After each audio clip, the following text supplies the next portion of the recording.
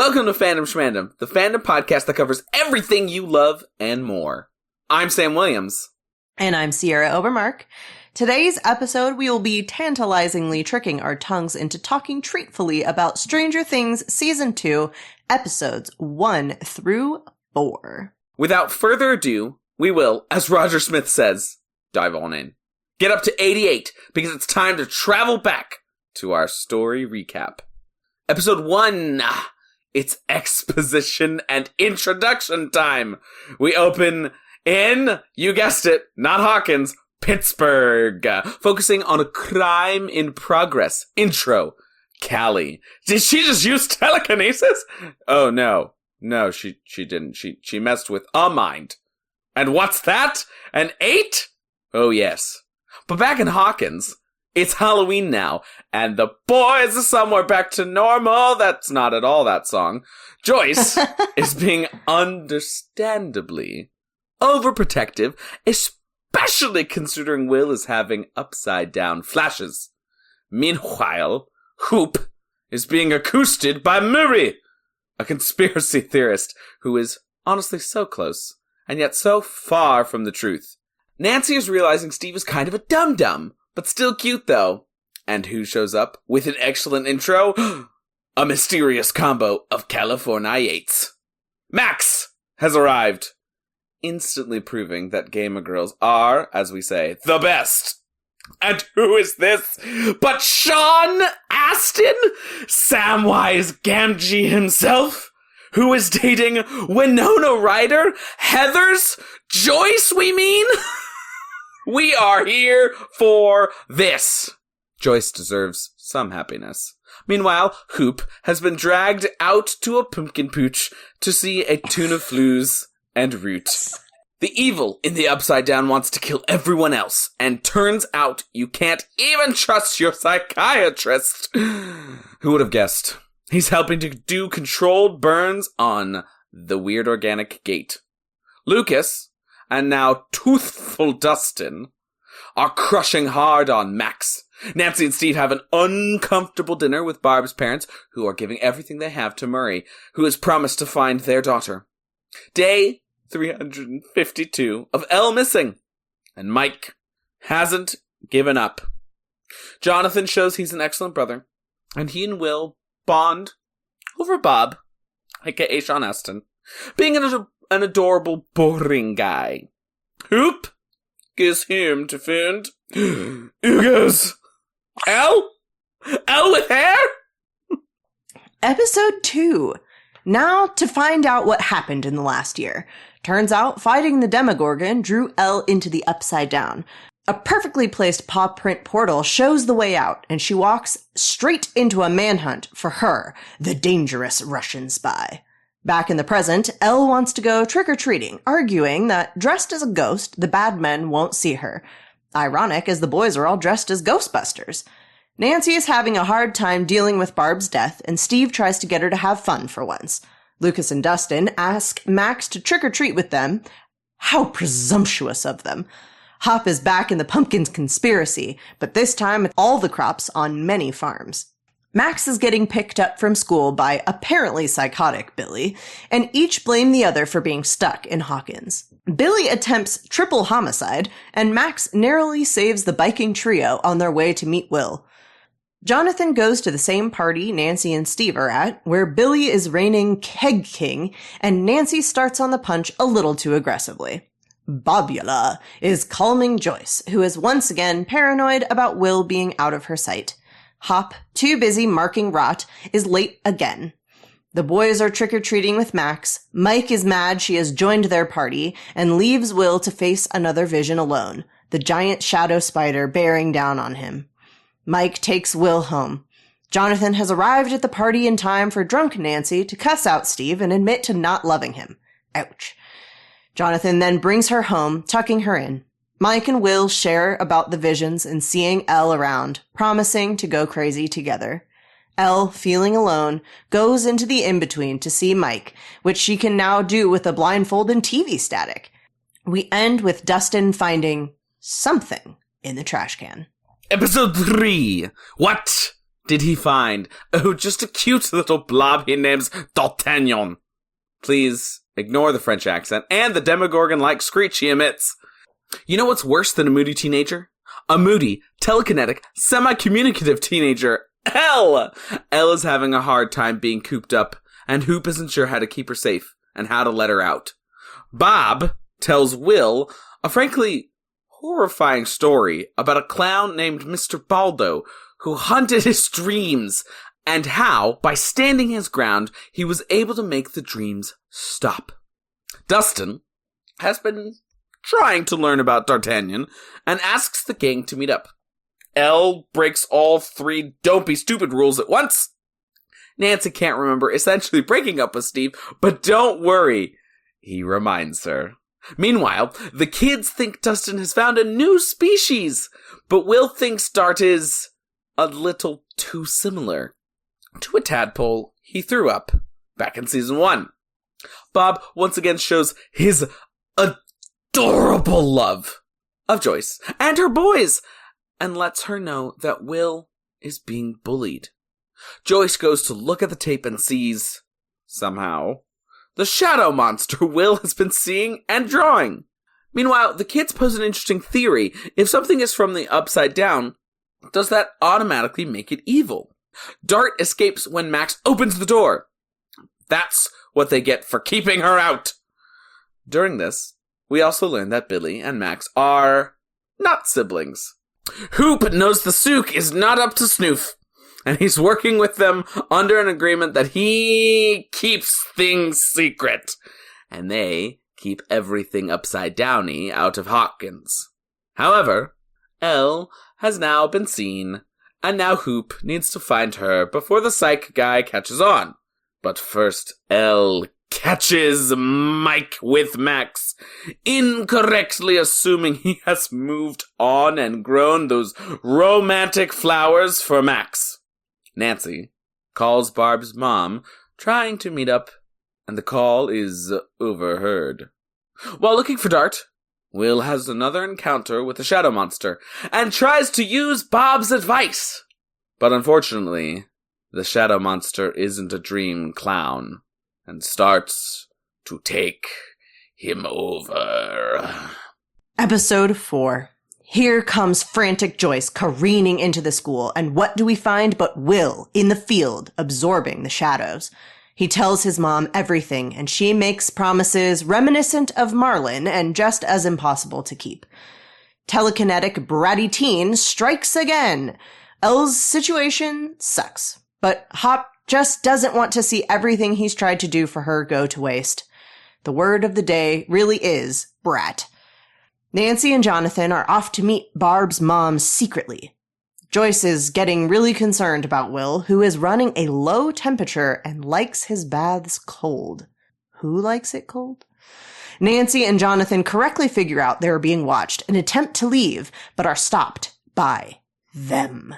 Will and the shadow monster are one, but the visions are too much to communicate. Good thing he's a great artist. Hop and Joyce realize all his scribbles connect together. Vines. He's drawing vines. Nancy and Jonathan get the lowdown on the gate from the psychiatrist and learn why they need to shisheth those darn Ruskies.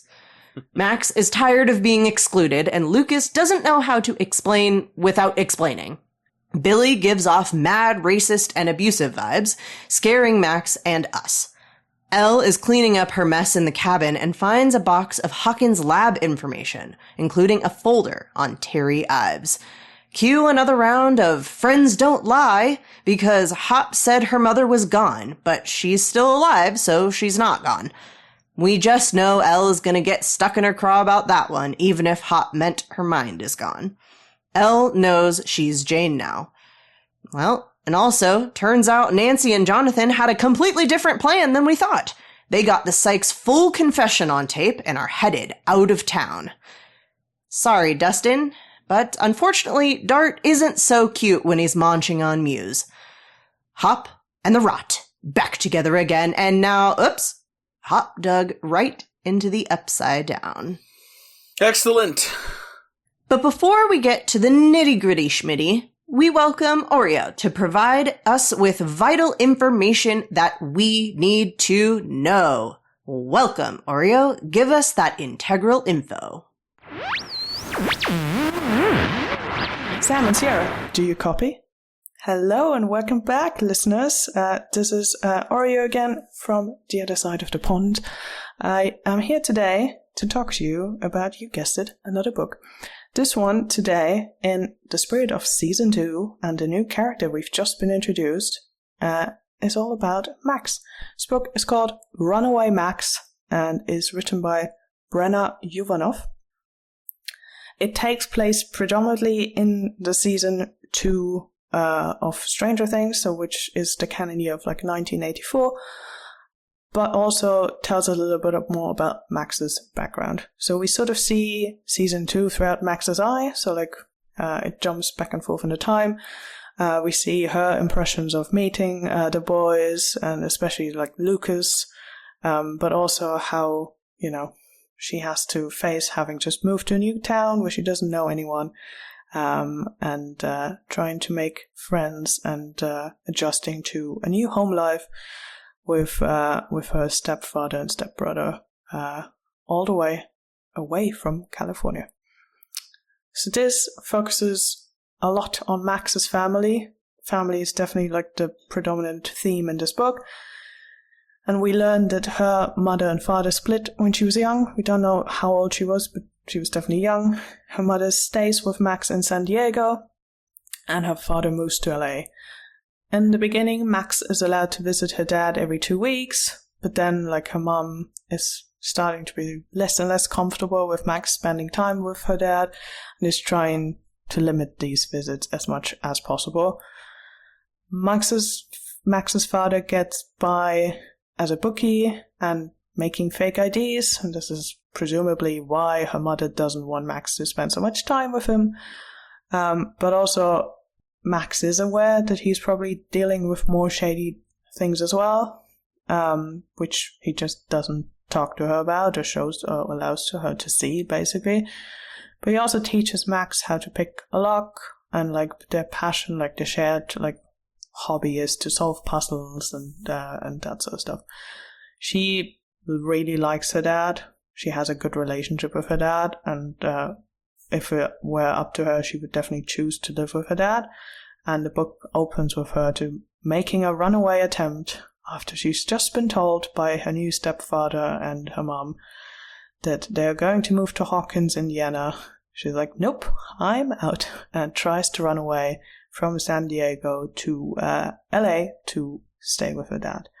But she's caught at the bus stop in San Diego, so unfortunately she didn't make it very far.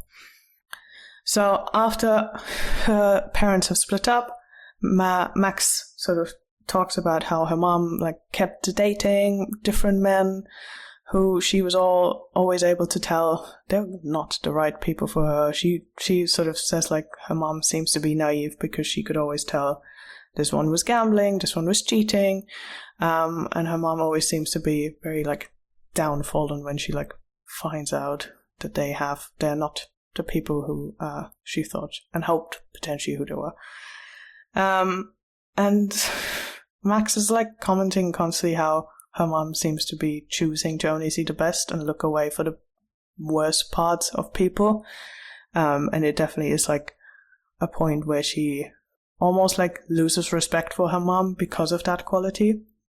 And so it's no surprise that when Max's new stepfather, Neil, who cares a lot about optics, and we do meet him in the show, he wows her mom with bringing flowers, is not staying over before they're married, and it's all about he's a proper upstanding part of society. Everything is, nothing to see here. Everything is perfect. Nothing shady ever going on here. But even so, the first time that Neil punishes his son in front of Max and her mom's eye, which is still in San Diego, and he takes the belt to Billy, Max is sure that her mom knew about the type of discipline because she thinks her mother would have otherwise reacted stronger. So she is certain that deep down, her mother knew that Neil was a violent person. Unsurprisingly, Billy is chaotic and a little bit psychotic. He was obviously raised in this household with an unloving father. And while Max, when they initially are introduced to each other, thinks, oh my god, it's so cool, I'm gonna have an older, cooler brother who has a car, she very quickly learns that he's unpredictable and willing to cross boundaries just to make a point. So while they seem to go back and forth between moments where they almost seem like, bonding as siblings, then there are very quickly moments again where she has to accept that she cannot trust Billy, that Billy is doing whatever Billy wants to do.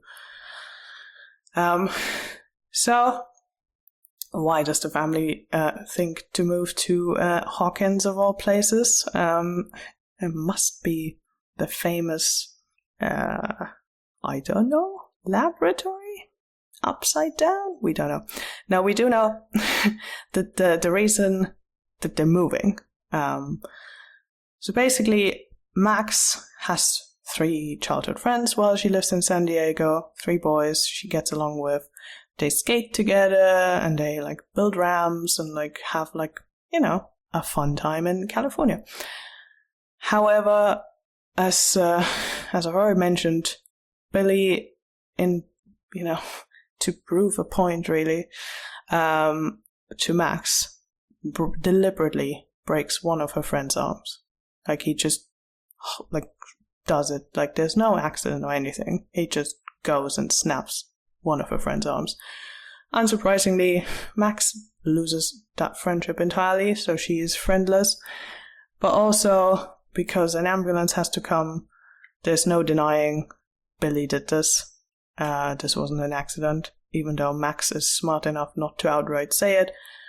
Her mom and her stepfather work out that this is Billy's fault, and this is why they decide, you know what, we need a fresh start for, in the hope that Billy and Max will have a better time if they're far away from this incident. However, Billy blames Max. Billy's look, I have the coolest car here in San Diego. I can have all the girls and the parties and all of that sort of stuff. And now you condemned me to a life in Hawkins, Indiana, where nothing of this is happening. So this sort of further estranges the relationship between Max and Billy, but also because Hawkins is Hawkins, and their parents are under the impression if they just make Billy chauffeur Max everywhere, they're just gonna get along. We see how that goes in the show.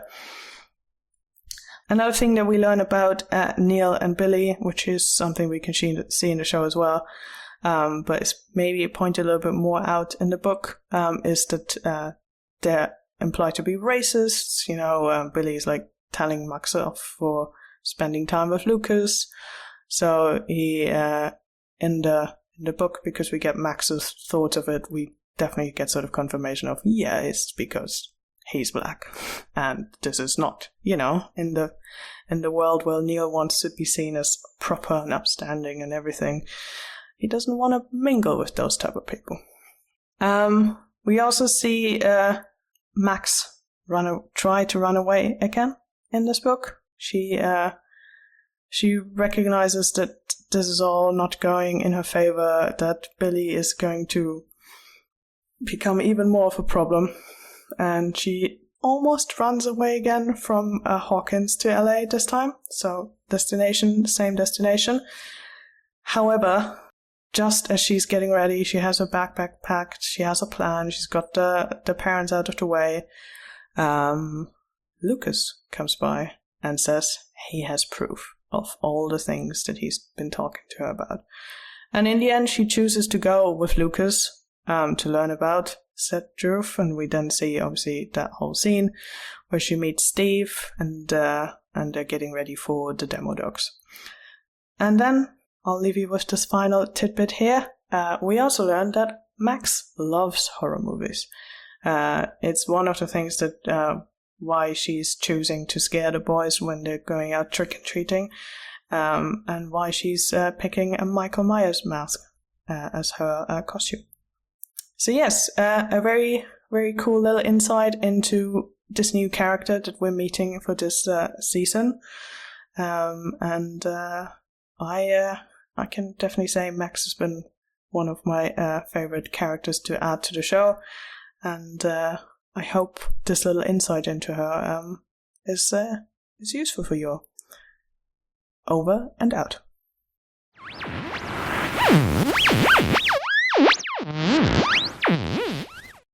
Thank you so much, Big Aureo. thanks. That was much needed. Big thanks. Prep for the rest of this episode. Yes. Find your donut holes. It is time for our Knives Out category, where we sooth out which 3 storylines are the most vital to pay attention to. Number 1, Hop and the Rot. It's a good band name, gotta say. Number 2, Dustin and D'Artagnan. Also another good band name. Potentially also a buddy cop movie. And number 3, Will and the Shadow Monster. This sounds like a kid's book about helping kids with nightmares. It really does. Okay, first storyline, Hop and the Rot. First of all, good names had by all. Hop and the Rot is my favorite. It's excellent. Now, there is rot in the pumpkin patch that brings Hopper out, and he's sort of immediately suspicious. He gets really spooked in the field with movement. There's this sort of feeling he gets, but he doesn't kind of go immediately into investigating it, but you can kind of see it's raised his hackles. Then later, we've got rotting pumpkins delivered to the police station and rival farmers blaming each other for the rot. This time, Hop goes to the other farm. He investigates. He finds the sticky substance on the tree. He sees all these little bugs on everything, and he's kind of like, okay.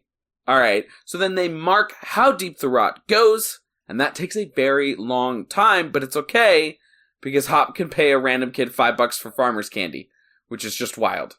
It's just wild. Okay, so Hop realizes the gook, because he does the Charlie Day thing, except with a Sharpie, where he's like, wait, look, the outside ring, and then the middle ring, and the inside ring, and they all center in on, you guessed it, Hawkins' lab. And, Dr. Sam Owens does exactly what you think he'd do. Deny, deny, deny, deny, but with a little help from Will, who's now channeling an even Shadow Beast inside of him, he and Joyce figure out that those vines are actually, and the rot are coming from these vines, which is from the Upside Down, which then Hop is like, dig, dig, dig, I'm now in the Upside Down again. Oops. Oops. We dig, dig, dig, dig, dig, dig. No. So, our second storyline... Was that a Lion King 1.5 reference? It was not. Okay, good. It was a Snow White reference. Okay, so same flavor. So in the first 2 episodes, it's more of the second storyline is more Mike versus Max. But then when you get into episode 3 and 4, they really get overshadowed by Dustin trapping Dart, bringing him to the school, having everybody figure out what's going on with him, what is Dart, all of those details. Dustin, unfortunately, lies to his mother, signs his cat's death warrant, and feeds Dart 3 Musketeers bars, and realizes that Dart hates light. Always a good sign. Yes, always a great sign when something that is supposed to be cold-blooded and like light doesn't like light. Going against biology is always an excellent sign when you find a mysterious creature. So Dustin eats candy, reads about reptiles, falls asleep in his stoom, and misses Dart crying out like a very clear Demogorgon. Dustin steals books from the library. Not a great look, but he thinks he's found a new species, so we're going to kind of excuse his devious behavior. Will is automatically suspicious, and Mike is very willing to be on Will's side since Lucas and Dustin have kind of ditched them because they love Max so much. And Will is convinced that Dart is an upside down creature. Go Will. way to be right on the money on that one. In all honesty, great poll. Yes, and their exclusion of Max has some pretty terrible consequences because she just really wants to know what's going on and wants to get into that room, and unfortunately, Dart knows when to dart. And so she opens the door and out he goes. The good thing is that they do find Dart. They put him back into Dustin's house, clearly the best place to keep an unknown creature. He grows really big, and then he eats Muse. Cue the overmark. Dun dun dun. Sorry, R.I.P. Muse. R.I.P. Muse. And then, unfortunately, that also R.I.P.'s our love for Dart, the adorable booger monster. Dart, the adorable booger monster, is so funny. Oh yeah, it does. It ends our love for Dart, and unfortunately, and Dustin's love for Dart, and also poor Muse. I'm so sad. Every time I see it, I like, ugh, I hate this. Horrible. Okay, so our third storyline is Will and the Shadow Monster. So Will keeps flashing back to the Upside Down, something that we saw in season 1. He's seeing a psychiatrist, Dr. Sam Owens, who's in the exact same position as Dr. Brenner, and clearly is a good guy with good intentions, and is constant gesturing during and pointing and being like, what's your favorite candy, and all that sort of stuff is not at all just small talk, and is the evil, sinister mindset of a villain. So, he goes to the arcade, flashes, we see the little shadow monster vibes in the background. Now, this new Brenner psychiatrist, Dr. Sam person, believes that Will only get worse because of something called the anniversary effect. Now, during this time, it's Halloween, which means that everybody's dressed up in very cute Ghostbusters costumes. Will looks adorable because he's still the smallest of everybody as well.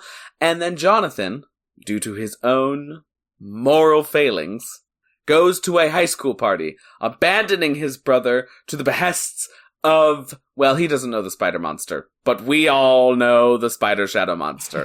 So, interestingly enough, real quick here, we talked last season, Sierra, about like what happened to Steve's best friends.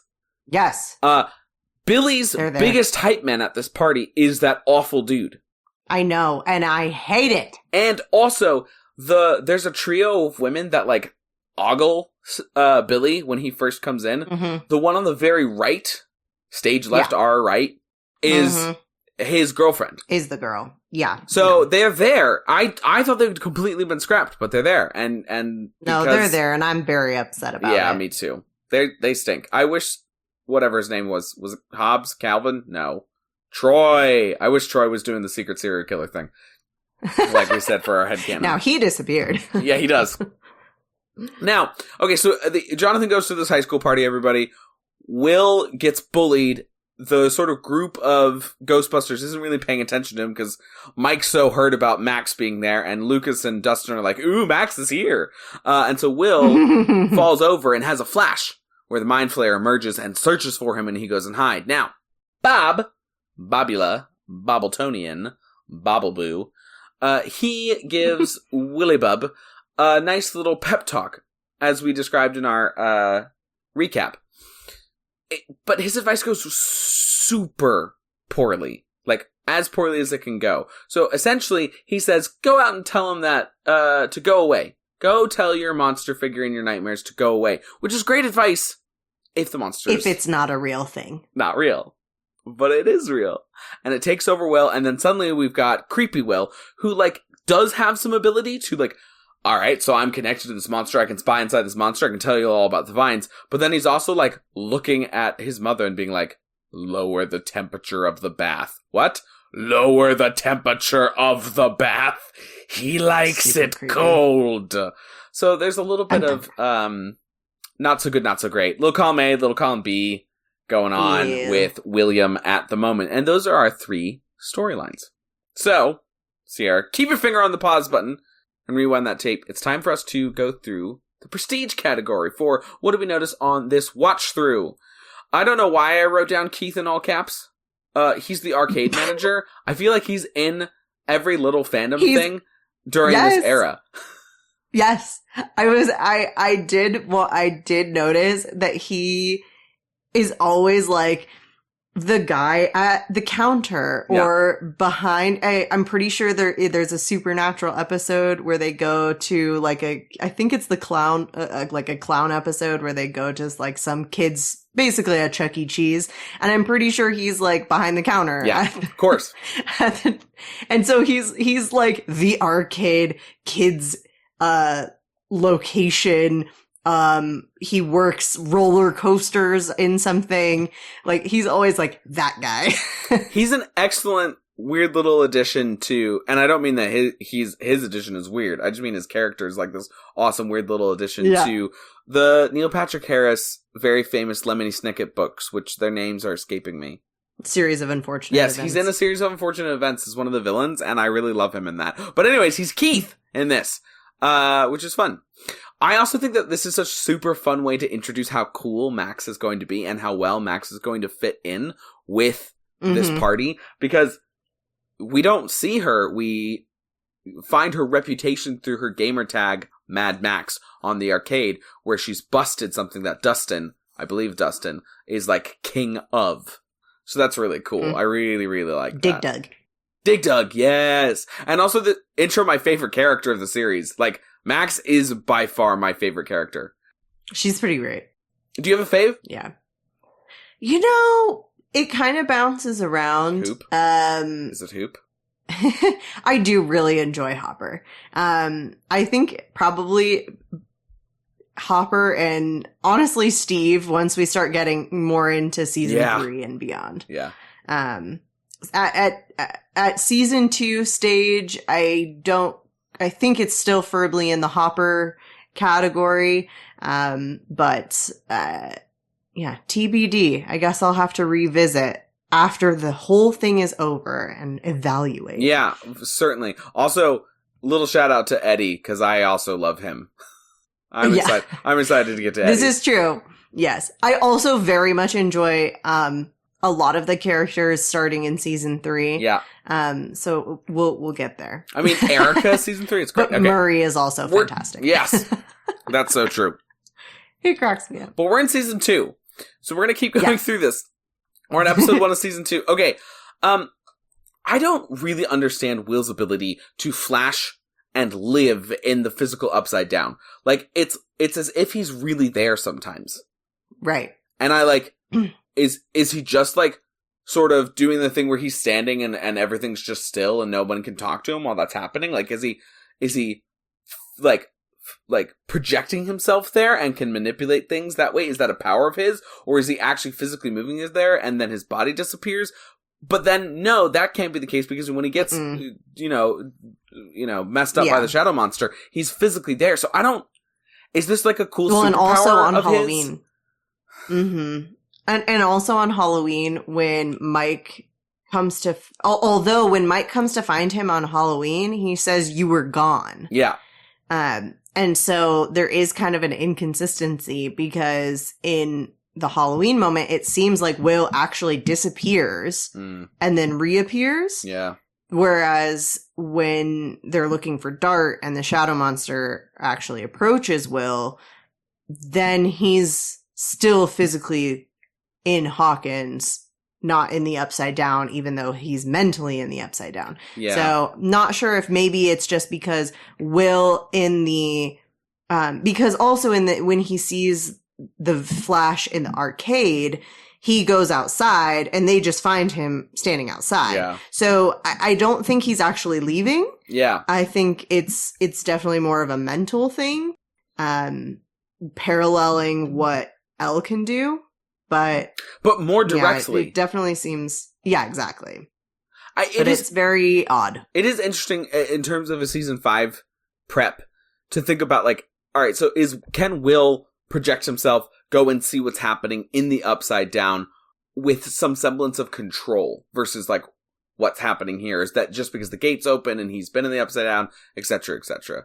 So interesting, interesting things to think about. It also might be that during Halloween, when Mike says you were gone, it meant like, oh, you left us, not you were physically disappeared. So missing. Yeah. Mm-hmm. All right.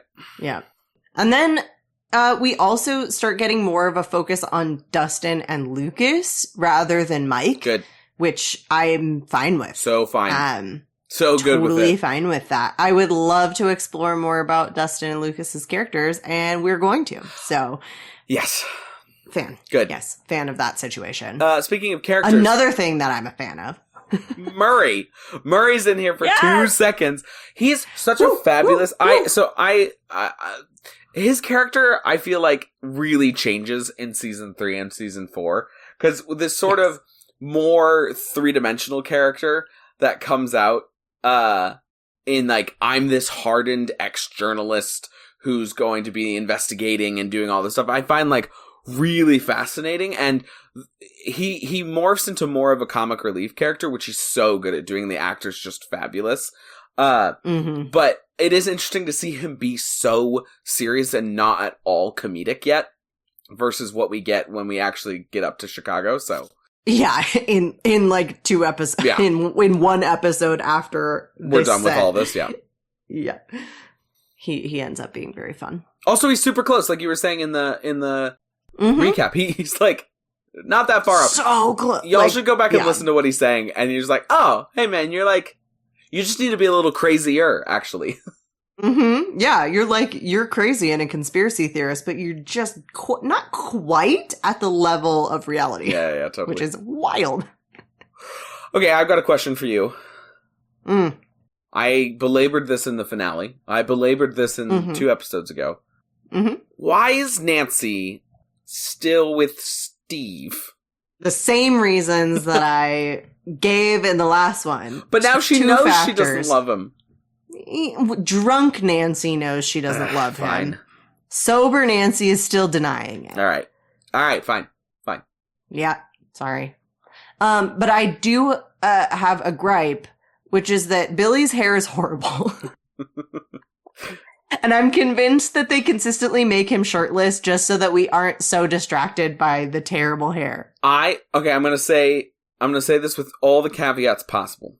That hairstyle, I would not wear. That hairstyle, I would not recommend for anybody. And yet, it's iconic for the era, as is his little stupid mustache. He's 17, 18, somewhere around there. And that hair is amazing. Absolutely amazing for the show. It's so good. Also, what a car. This is He true. drives the car is great. a 1978 Chevy Camaro, and this is like, it's a Z28 for anybody who's an actual car fan. But this is right when the American like fuel regulations have been in for a while, since the 70s. So we had like, you had all of these huge, way too fuel consumption, mega V8s and like the Mustangs and the Camaros and the Challenger for a second, and those like very American sports cars. And then the regulations come in 1970 and they get very not powerful. And then, but finally, because we have regulation, they have to be fuel efficient, but they also want tons of power for the consumer. So they hit this sweet spot where this Chevy Camaro is in an era where they're starting to get real powerful. And that's why the engine sounds so glorious. Although I'm not sure it's the right sound for that car, but that would take a lot more research than I'm willing to do. It's pretty great though. And what else is great is Bob and Joyce's relationship. It's just so cute. It's really adorable. It's so adorable. Joyce deserves a guy, just like a nice guy who's just there for her and sweet and isn't awful like her ex-husband and isn't flighty and is going to stick around and cares about her and her sons and is willing to take on the potential craziness of whatever's going on with Will. It's just so cute. His Whoa Nelly speech which is not this episode, is a little bit later, about like, what if we just move to Maine? I know, whoa Nelly, like this is too much, too fast, too quick. We've only been dating for 2 months, but I'm like, man, this man really just wants to take care of her and can see how harmed she is. Yeah. He sees her in a way that even at this point Hop does not. Yeah, exactly. That's why I love him. Speaking of relationships, not to belabor the point again, but I asked you this question earlier this episode. I asked you this question last episode and the episode before. I'll phrase it in a different way. Nancy, Sierra, is clearly more interested in Jonathan than Steve. This is, if you remember back to the very famous Amy Sherman Palladino show, Gilmore Girls, this is a classic Dean versus Jess sitch. I know she's with beautiful Steve, but Jonathan is just so much more her intellectual equivalent. Yeah. Yeah, that's definitely true. Another question, though. How has KFC not just taken Steve saying it's finger-licking good at Barb's parents and just made that their commercial every Halloween? I don't get it. It's perfect. It's perfect. KFC, come on. It really is. Okay, more questions for you, Sierra. We're now on episode 2, season 2.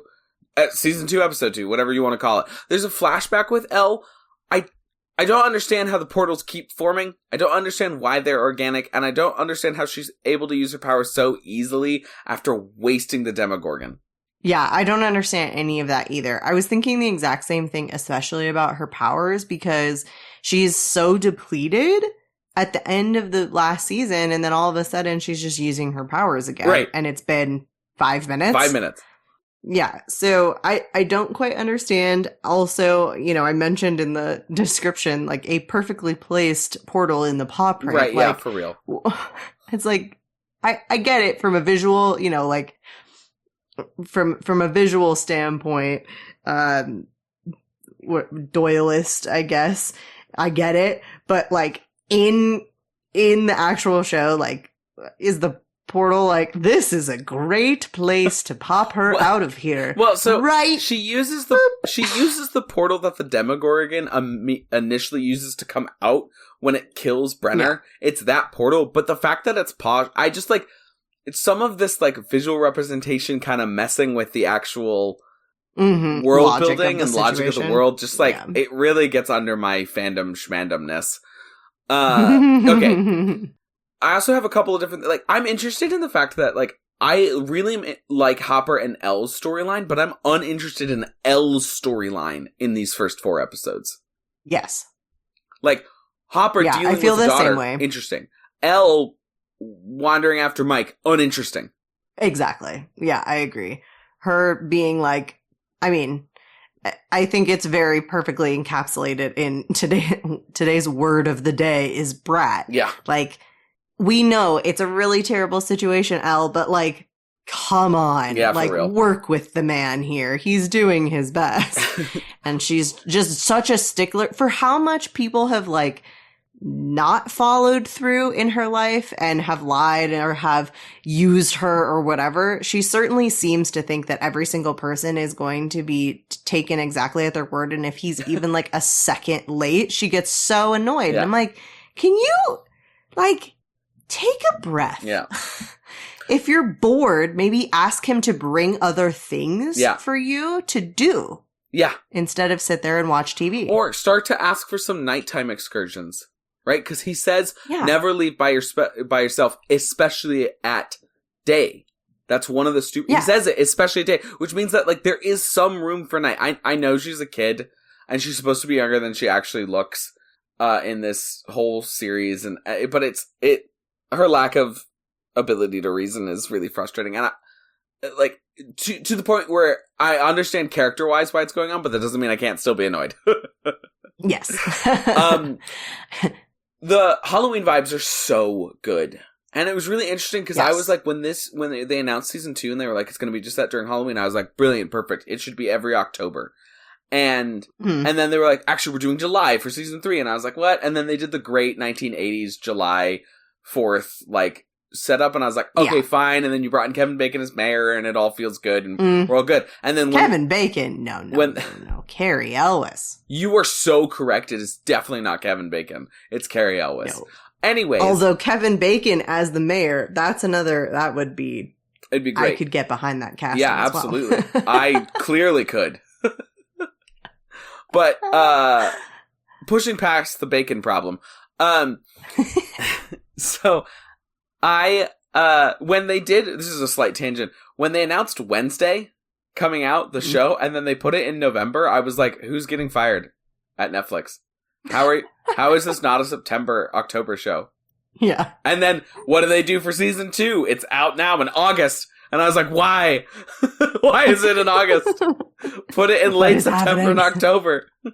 Unless the finale's set up for October, and I think it is, so that's fine. But I'm like, why are we... This is the most... Anyways, it's fine. It's all good. Netflix, hire me. Okay, Halloween vibes are super on point, though, for this show, and I absolutely love it. And I love the transition from childhood to teens in the costume wearing, how they show up at school, and they're the only ones in costume. That was... Okay, that's just crazy to me. Yeah. That they're the only people... It's dramatic. There's going to be dramatic. At least someone else. It's very dramatic. But I feel really bad. It does seem very much like there was a memo of like, we are not doing costumes at school. And somehow these four goobers totally miss bringing that one home. Goobers indeed. Okay, so that episode, the Halloween episode, this episode is probably one of my favorite from a comfort standpoint because there's just this nice little lull of real life while stuff is ramping up and you get to see things in Hawkins not just be cursed, and I love it. Yeah, it's very, very nice. Also, we get Erica. I know! She shows up with Lucas. She's so obnoxious.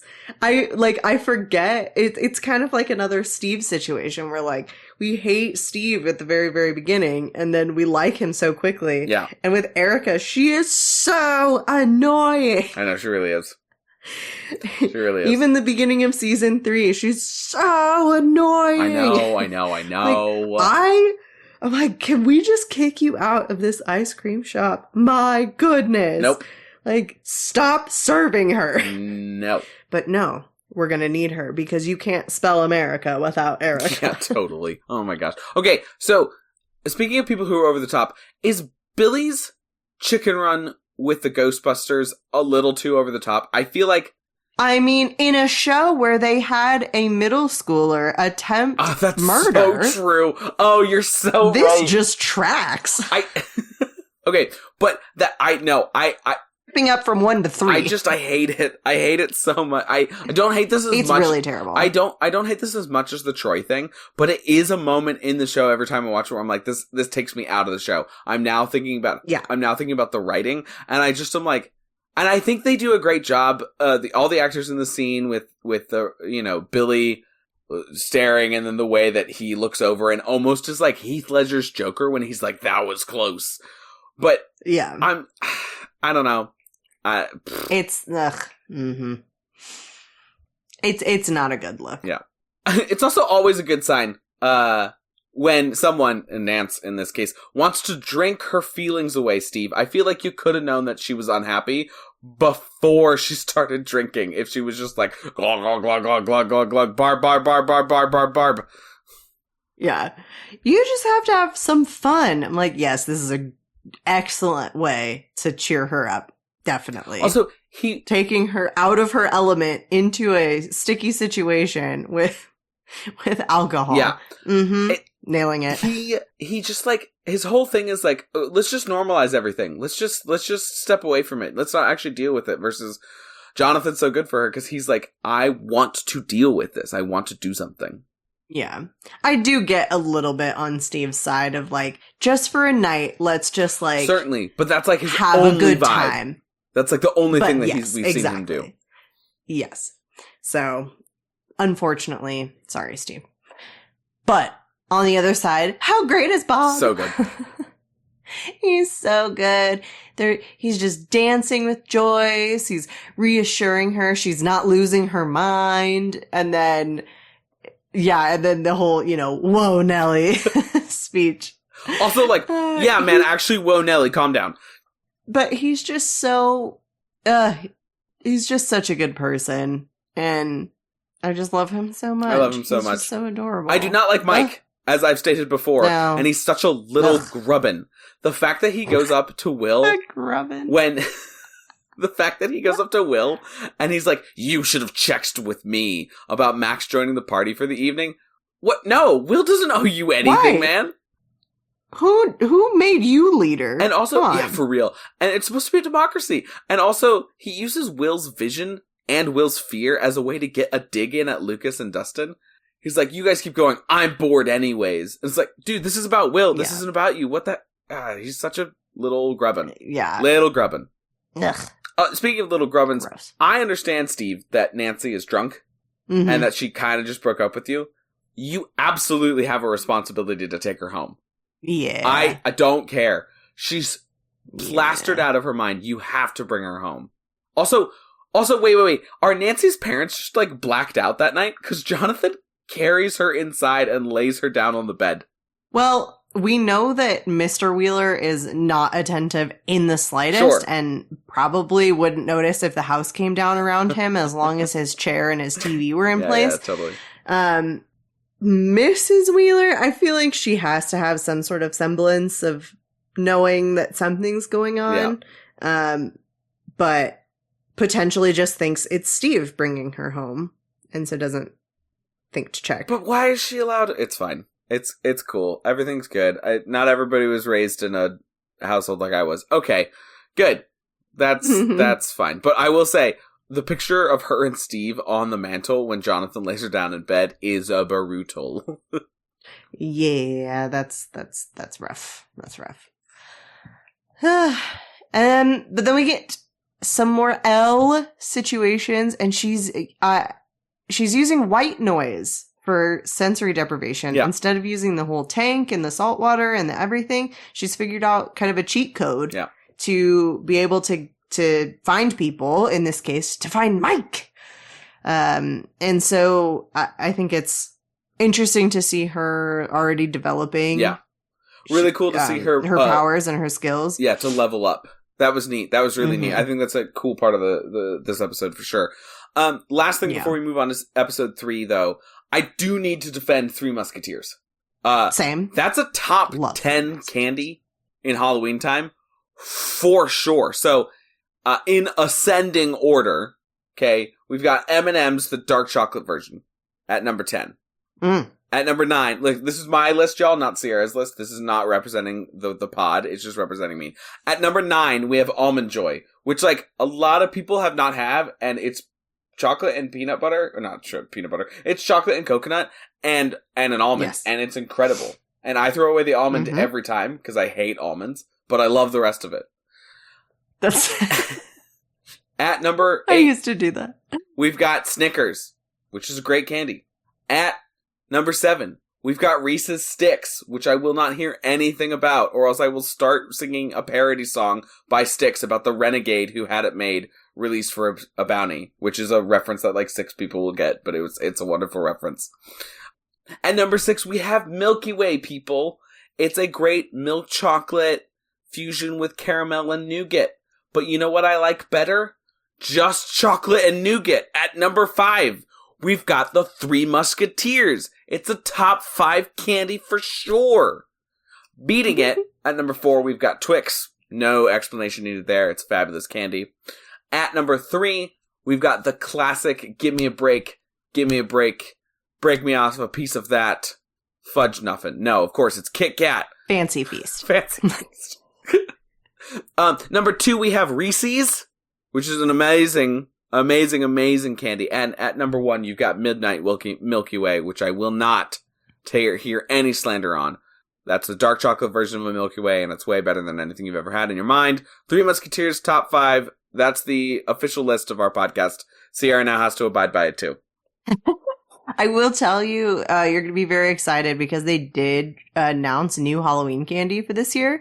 And included in that are Reese's mini unwrapped pumpkins. Amazing. And also Kit Kat counts. I love this. They're little vampires. I love this so much. Okay, good. I'm looking forward to Halloween. So Happy Halloween, everyone. Oh, and also they did drop Reese's Oreos and Oreo Reese's. This is a problem. That's all I'm going to say about that. Yeah. That's a problem. Yeah. R.I.P. diets everywhere. And R.I.P. episode 2, episode 3. Okay, so this is where Dustin and Dart begins. How long did it take you, Sierra, on the first watch to realize that this was a Demi Baby blep? I mean, it's very obvious by the first screech. Yes. Okay. But it took you till the first screech. No, I think I figured it out before then. It was sometime when he's in the tank and he like doesn't like light and things like that. And I was like, what's going on?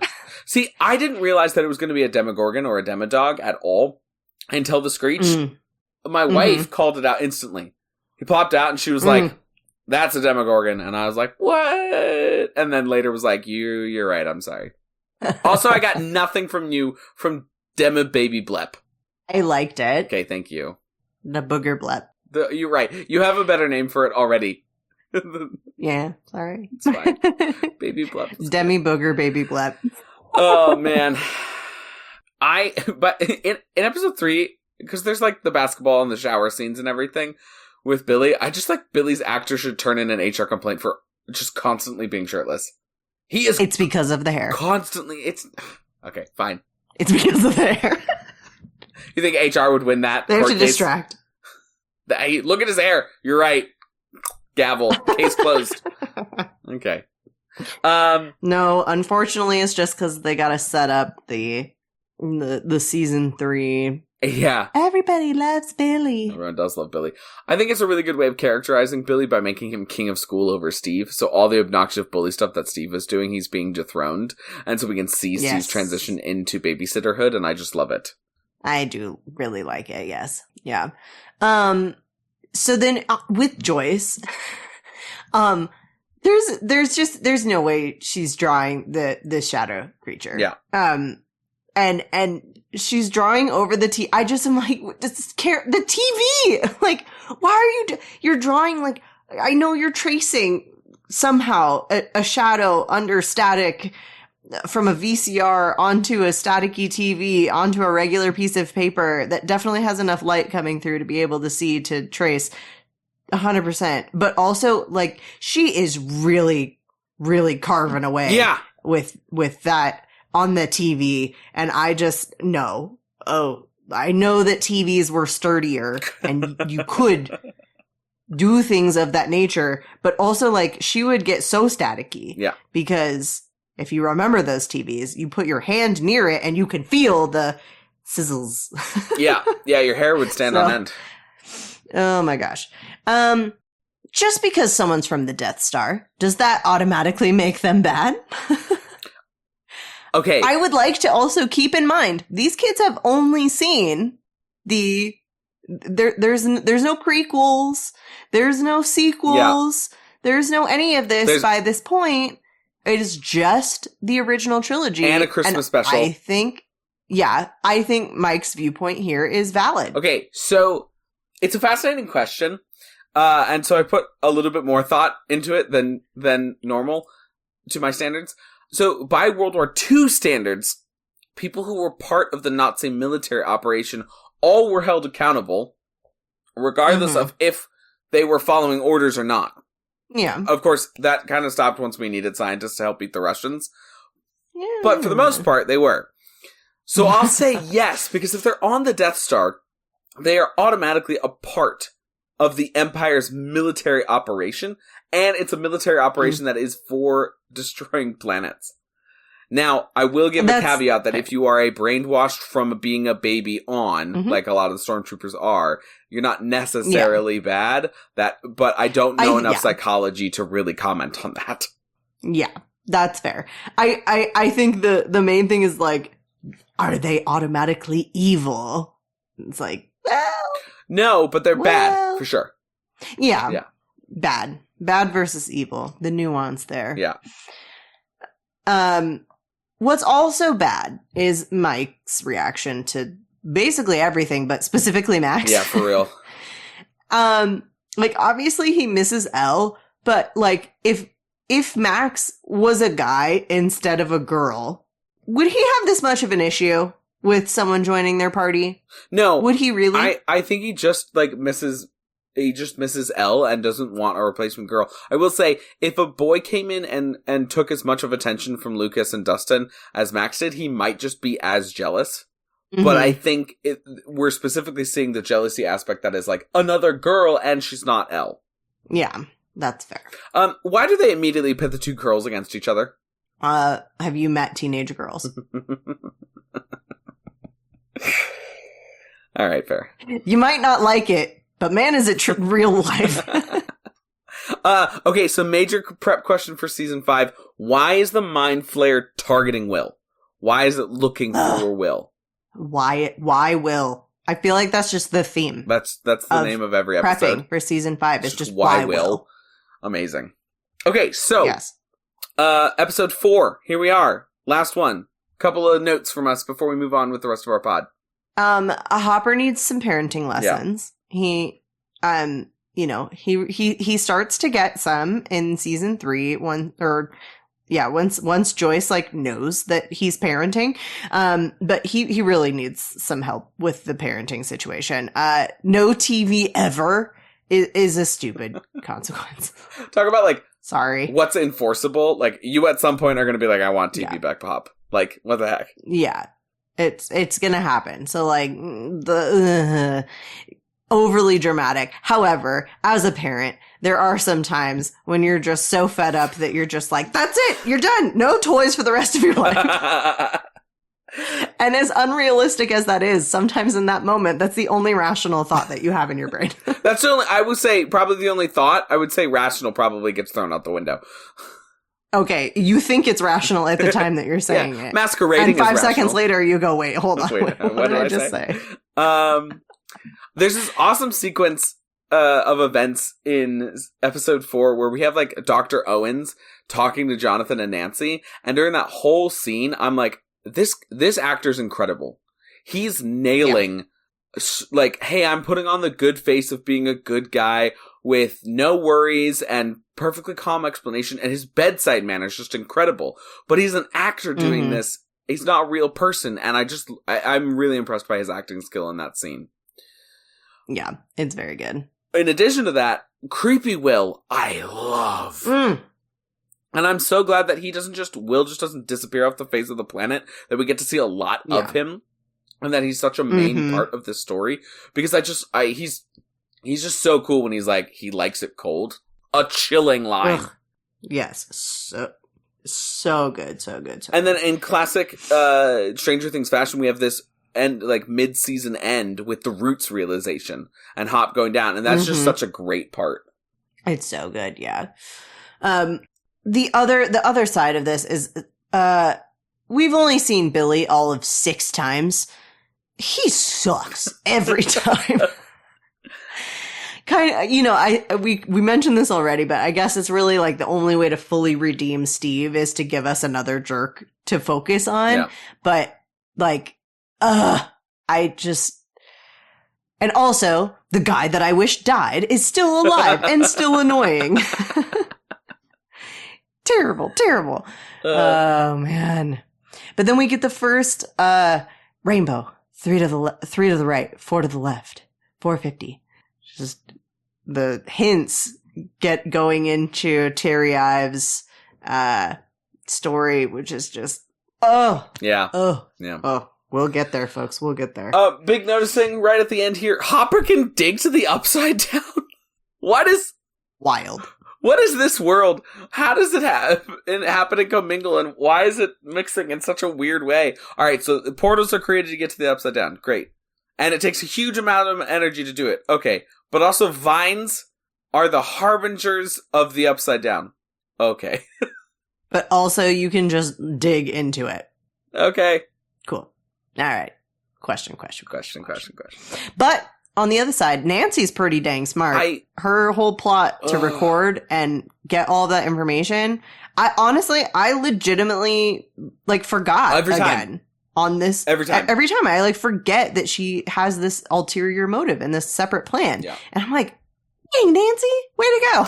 Well, and every time I'm oh yeah, what does happen with Barb's parents? I forget what they're doing here. And then this happens and I'm oh wow, she's so cool. Oh, yeah, for sure. Moving on! Well, Sam, you don't always have to face down a horde of angry soldiers by yourself. Oh. Buckle up, Schmisseners, because it is time for our Sansa is Smarter Than John category for most important character moment of this set of episodes. My pick is, if we're both going crazy, then we'll go crazy together. Mike and Will making a pact to stick together through whatever comes. It's a really sweet moment, and it's one of Mike's better moments too, for sure.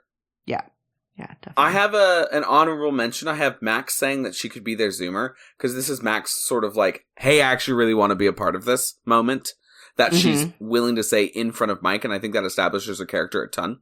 But yeah, definitely. I think the real one for this whole thing is Nancy revealing that they recorded Owens during that chat. Yes.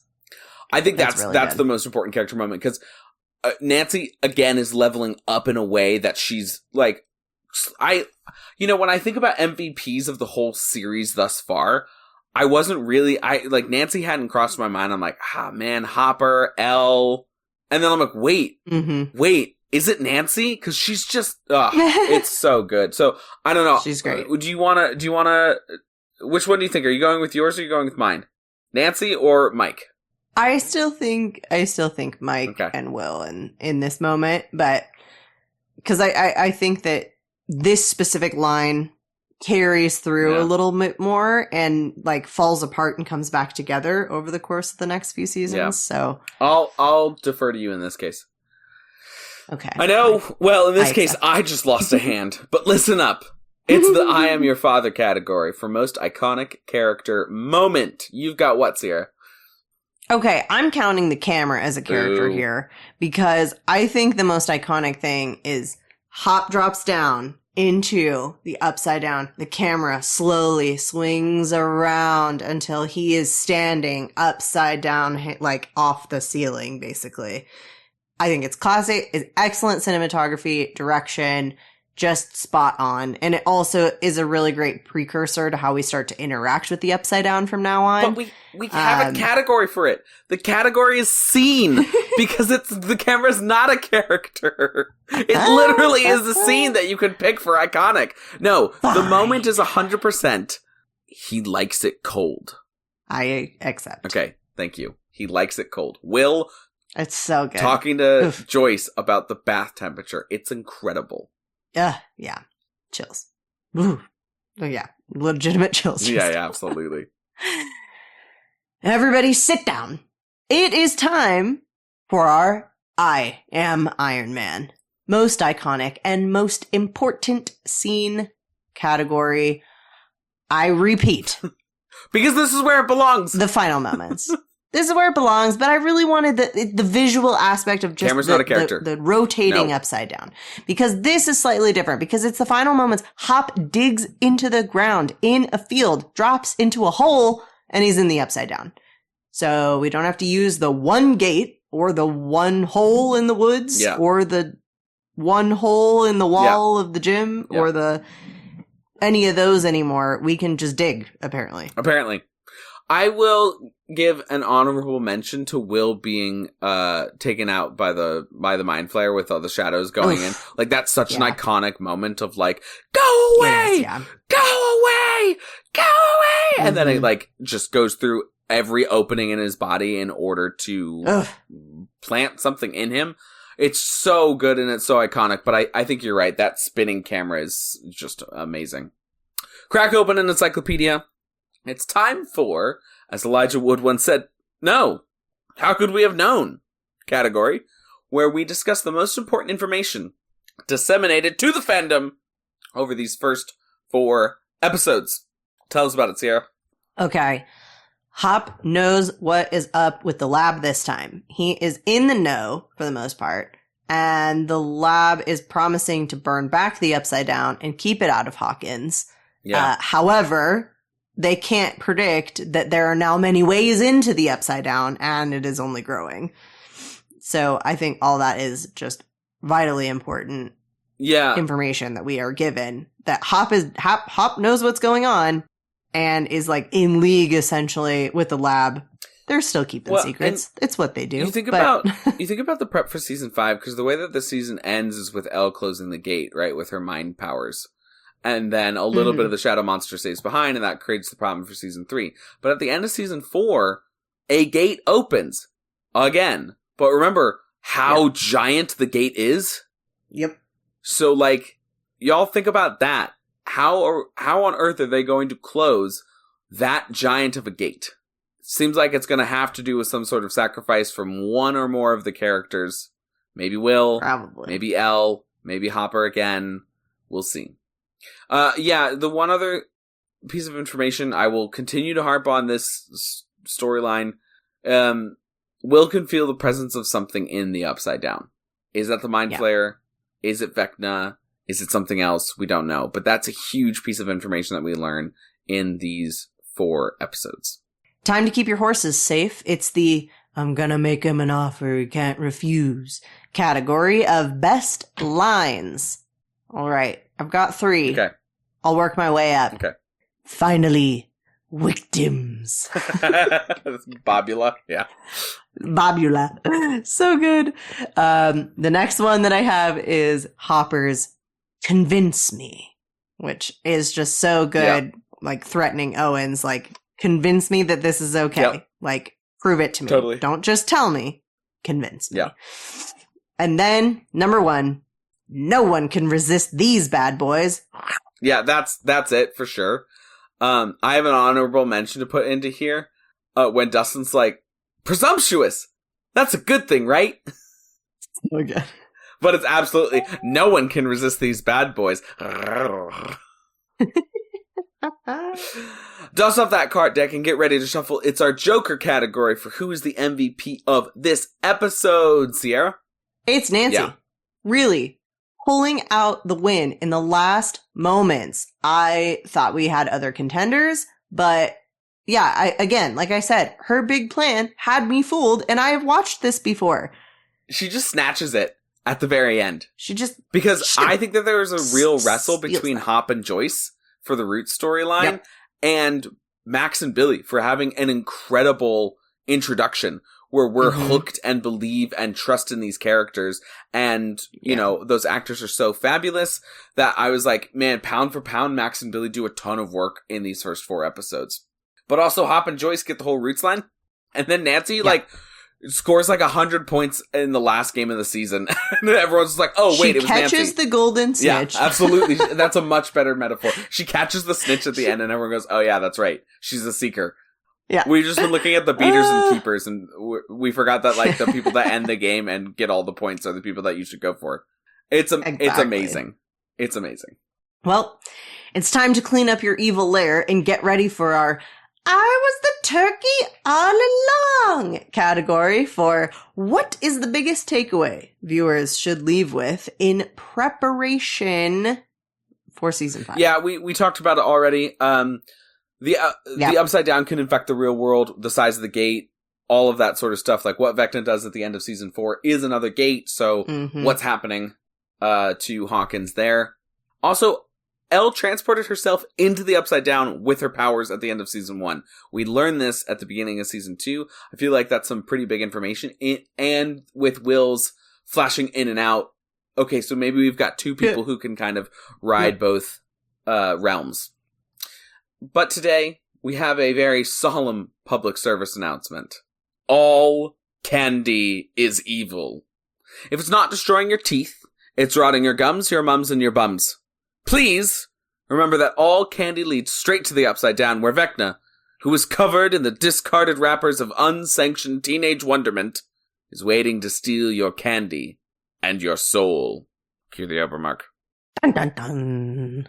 Thank you, listener schmisseners, for listening to this episode of Fandom Schmandom.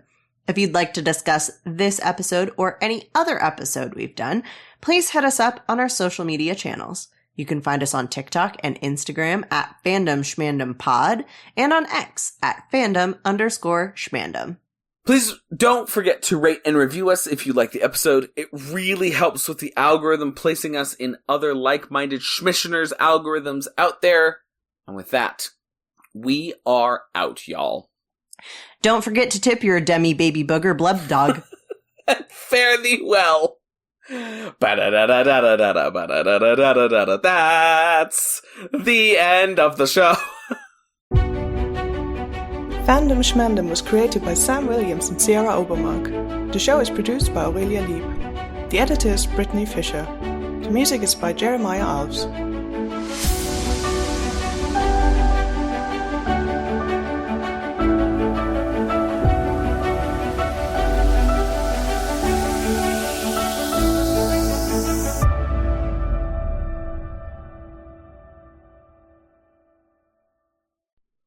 Welcome to Fandom Schmandom, the fancast.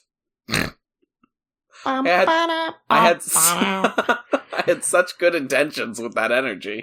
Let me drink some water. Yes, that'll help. All right, you. And now I'm gonna welcome to Fandom Schmandom, where the Fandom podcast that covers everything you know. I'm Sam Williams. Come on, Sierra, say it. Darn it! I missed my cue. Welcome to Fandom Schmandom, the fandom. God, I almost said fancast again. Here we go. Welcome to Fandom Schmandom, the fandom podcast. You. Sorry. And who shows up with an excellent intro, but a minute.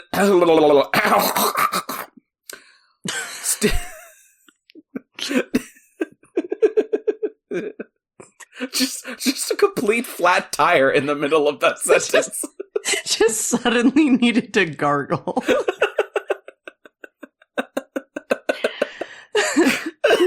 don't know that I've ever in the middle of a sentence. Let me whip out my Listerine here. Just like halfway through my sentence. And she walks out straight into a man hunt. Oh gosh! Wow. Blah, blah, a man hunt. Yeah, I was like, wait, hold on. Max is getting picked up from school by psychotic, apparently, Billy, who what the hell? Who each blame what each other I for being each stuck in each Hawkins. You'd think that I would know grammar at some point. I'm the English teacher. What did I write yesterday? Wobble flobble cobbles instead of wonderful. Billy attempts triple homicide and oh my god! Wow. Okay. And married. Billy. The French swear for. Well, I tried to say Max and narrowly at the same time, so it turned into merrily. All right. Ella's having a hard time being cooped up with Hoop, and Hoop isn't sure how to coop a soof and lutte oot.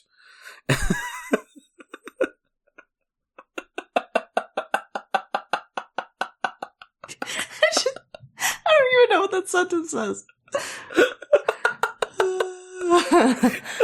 That one turns into just straight up garbage at the end. So I'm going to reread that one. I'm so sorry, Brittany. We're having too much fun. Darkwing Dart. Dart escapes.